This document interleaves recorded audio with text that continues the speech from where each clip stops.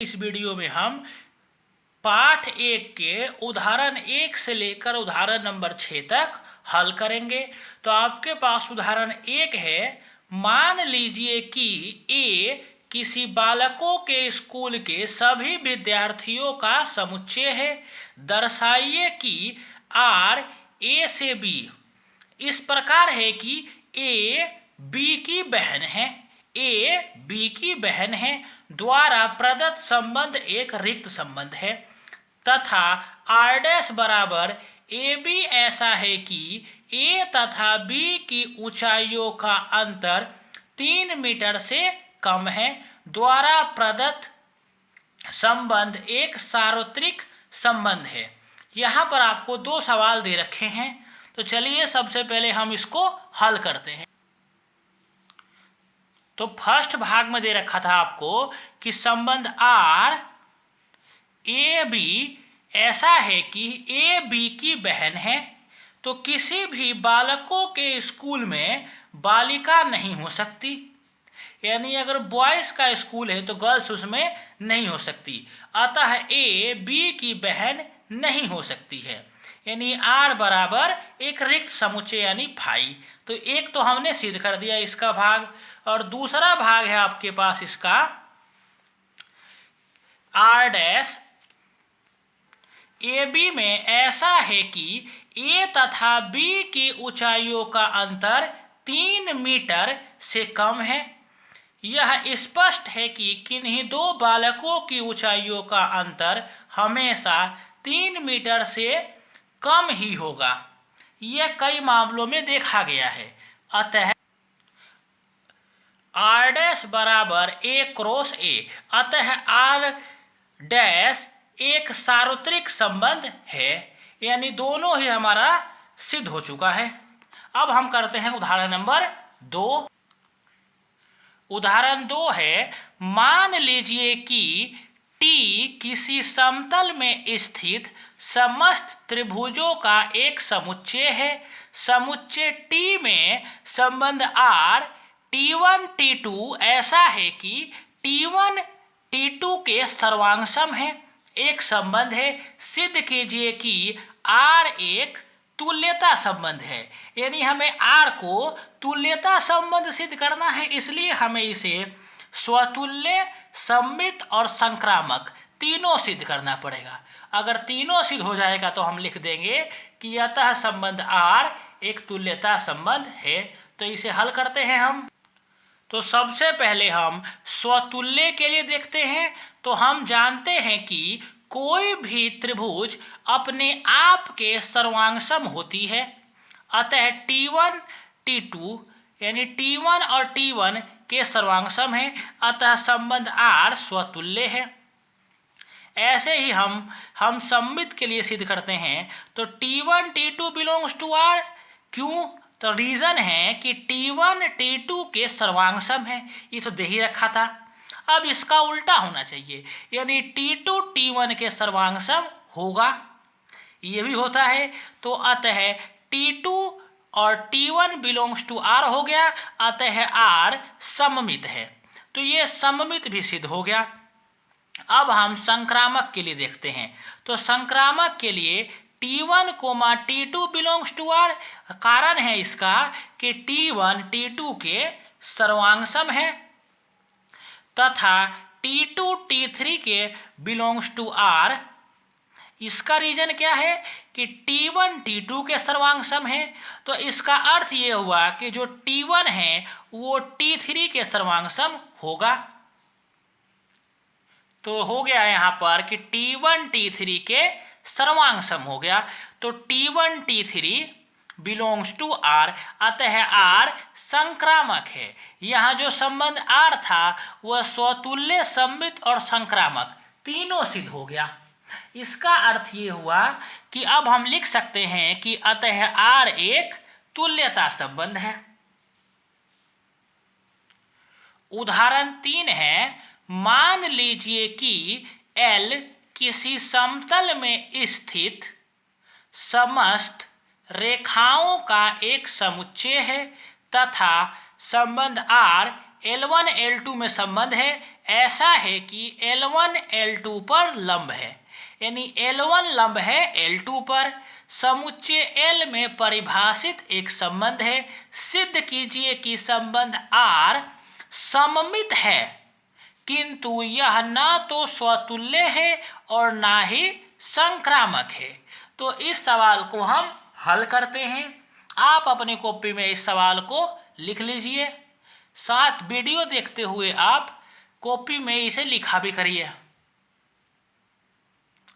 तो इसका आंसर हो जाएगा आर जो संबंध दे रखा है आपको, वो दे रखा है कि L1, L2 ऐसा है कि L1 L2 पर लंब है। तो सबसे पहले हम स्वतुल्य देखते हैं। तो हम जानते हैं कि कोई रेखा स्वयं पर लंब नहीं हो सकती।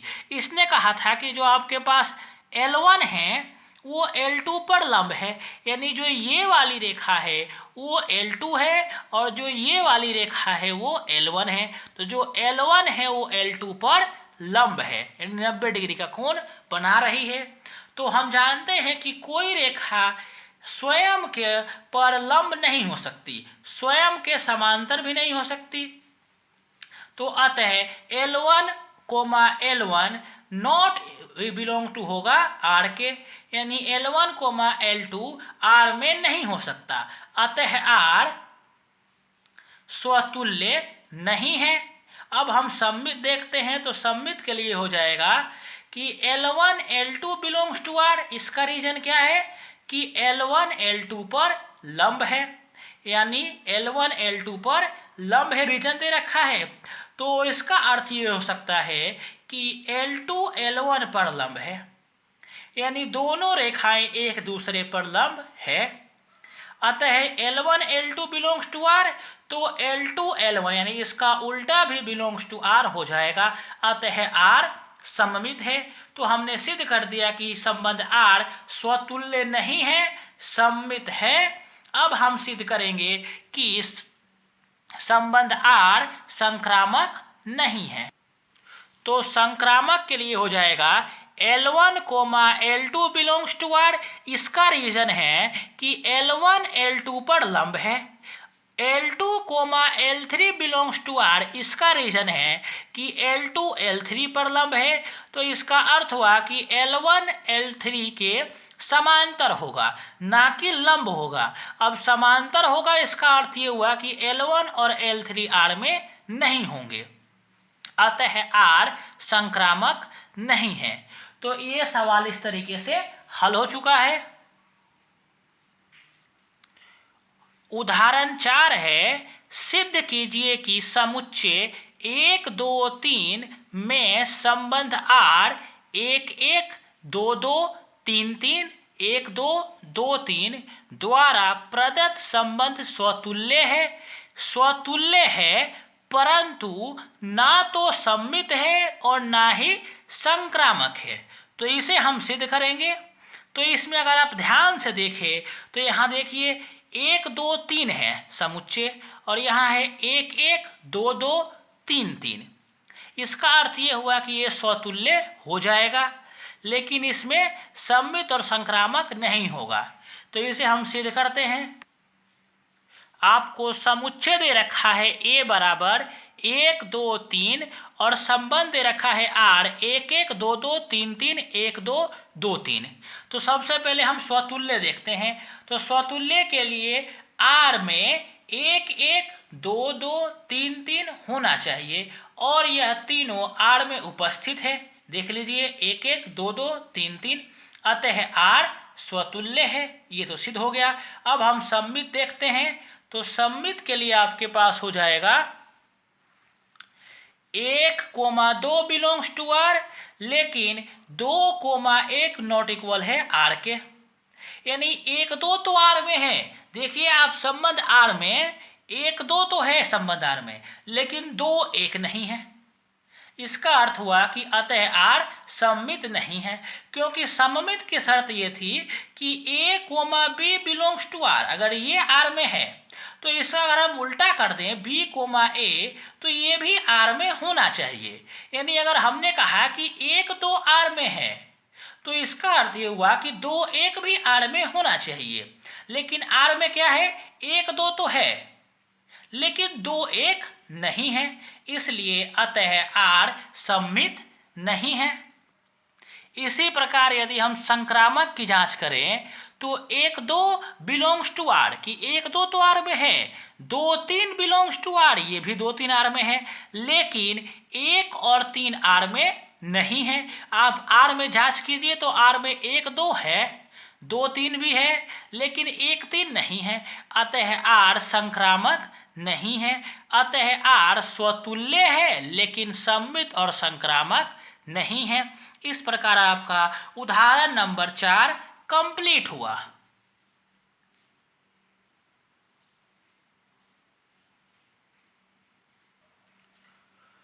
उदाहरण 5 है आपके पास। सिद्ध कीजिए कि पूर्णांकों के समुच्चय z में, पूर्णांक को परिचय करते हैं हम z से, z में संबंध r ए बी ऐसा है कि संख्या 2 a माइनस बी को विभाजित करती है द्वारा प्रदत्त संबंध एक तुल्यता संबंध है। अब इसे हमें तुल्यता सिद्ध करना है, इसलिए हम इसे स्वतुल्य, सममित और संक्रामक तीनों सिद्ध करेंगे। उदाहरण 5 को हल करते हैं। संबंध दे रखा है आपको r ए बी में ऐसा है कि संख्या 2 a माइनस बी को विभाजित करती है। तो सबसे पहले हम स्वतुल्य की जांच करते हैं। तो सभी a बिलोंग्स टू z, यानी सभी अवयव जो z में होते हैं यानी पूर्णांक के लिए संख्या 2 a माइनस a को विभाजित करती है, अतः a बिलोंग्स टू r, अतः r स्वतुल्य है। तो इस प्रकार ये स्वतुल्य सिद्ध हुआ। अब हम सममित सिद्ध करेंगे। तो यदि a, b belongs to r तो संख्या 2 a माइनस बी को विभाजित करती है। ये बात तो सवाल में ही लिखा हुआ है। अब हमें इसका उल्टा सिद्ध करना है।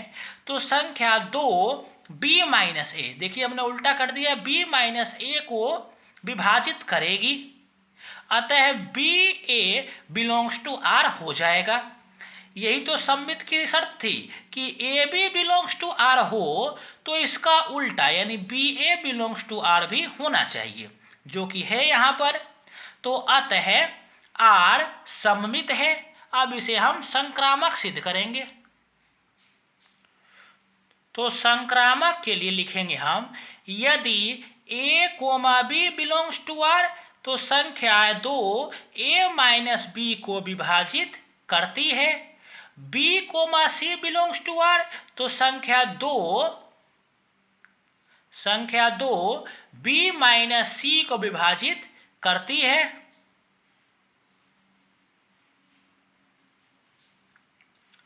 तो a माइनस बी तथा b माइनस सी दोनों ही सम संख्या है। यदि इन दोनों को जोड़ते हैं तो भी एक सम संख्या प्राप्त होगी, यानी a minus A plus B minus C बराबर एक सम संख्या। इसे अगर हम जोड़ दें तो ये हो जाएगा आपके पास a minus B, bracket open करें तो प्लस b माइनस सी, ये वाला b माइनस का और ये वाला b प्लस का, इससे ये कट गया, यहाँ बच गया a माइनस सी बराबर भी एक सम संख्या है। यहाँ देखिए a माइनस सी 2 से विभाजित होता है, यानी a minus C belongs to R होगा। यही तो हमें सिद्ध करना था इसमें संक्रामक के लिए कि A B belongs to R और B C belongs to R हो तो A C belongs to R होना चाहिए, जो कि यहाँ पर सिद्ध हो चुका है ए सी बिलोंग्स टू आर, अतः आर संक्रामक भी है। अतः संबंध आर एक तुल्यता संबंध है। इस प्रकार हमारा उदाहरण नंबर 5 कंप्लीट हुआ।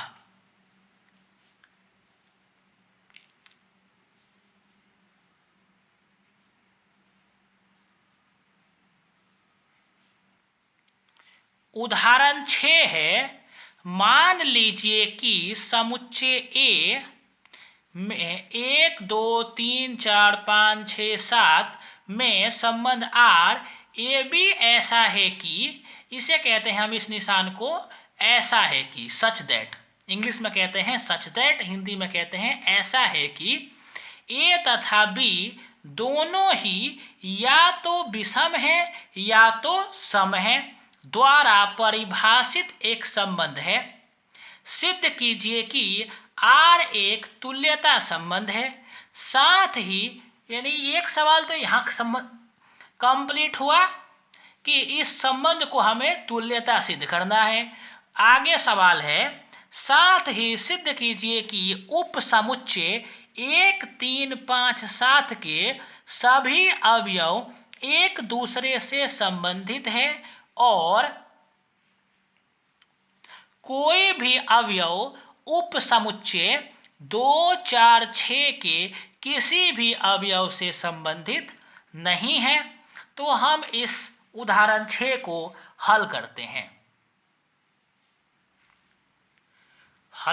इसे तो आपको दे रखा था समुच्चय ए 1, 2, 3, 4, 5, 6, 7 और संबंध आर दे रखा है ए बी ऐसा है कि, तो ए तथा बी सम है, या तो ए तथा बी सम है या तो विषम है। तो हम इसे सबसे पहले स्वतुल्य सिद्ध करेंगे।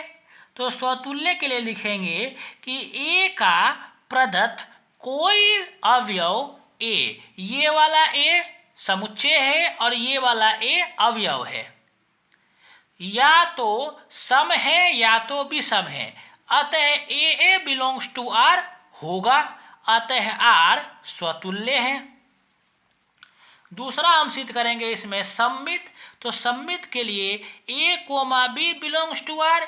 रीजन क्या दे रखा है इसने सवाल में ही कि ए तथा बी दोनों या तो सम है या तो विषम है।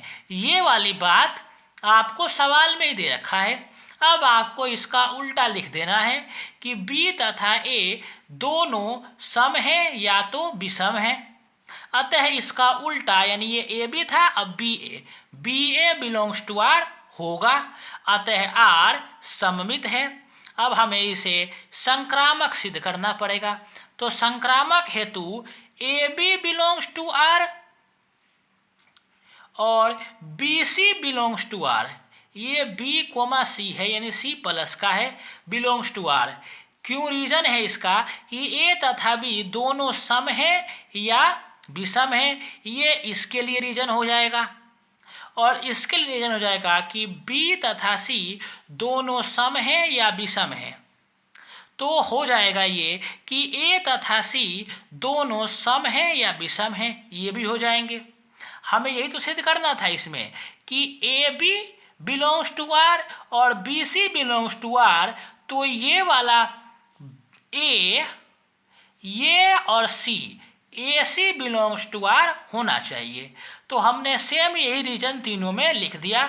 इसके लिए लिख दिया कि ए बी दोनों सम है या तो विषम है, इसके लिए लिख दिया कि बी सी दोनों सम है या तो विषम है, और अगले के लिए लिख दें कि ए सी या तो सम है या तो विषम है। तो हो जाएगा ए सी बिलोंग्स टू आर, अतः आर संक्रामक है, अतः आर एक तुल्यता संबंध है। क्योंकि हमने संबंध आर को स्वतुल्य, सम्मित और संक्रामक तीनों सिद्ध कर दिया है, अतः संबंध आर एक तुल्यता संबंध है। इस क्वेश्चन का आधा हिस्सा तो हमने हल कर दिया। अब हम इसे आगे हल करते हैं। तो पुनः 1, 3, 5, 7 के सभी अवयव एक दूसरे से संबंधित नहीं हैं, क्योंकि सभी अवयव विषम हैं। सभी अवयव क्या है? विषम है। तो ये रीजन हो गया इसके लिए। इसी प्रकार आपके पास अगला हो जाएगा कि 2, 4, 6 के सभी अवयव एक दूसरे से संबंधित नहीं हैं, क्योंकि सभी अवयव सम है। आपको रीजन लिखना था, तो इसका रीजन है क्योंकि सभी अवयव सम है, और इसका रीजन है कि सभी अवयव, इसका रीजन था सभी अवयव विषम है, और इसका रीजन था सभी अवयव सम है। अब इस सवाल में आगे हल करेंगे कि साथ ही उप समुच्चय 1, 3, 5, 7 का कोई भी अवयव 2, 4, 6 के किसी भी अवयव से संबंधित नहीं हो सकता, क्योंकि 1, 3, 5, 7 के अवयव विषम हैं, जबकि 2, 4, 6 के अवयव सम हैं। तो ये रीजन हो जाएगा इस सवाल का। तो इस प्रकार आपका उदाहरण नंबर 6 कंप्लीट हुआ।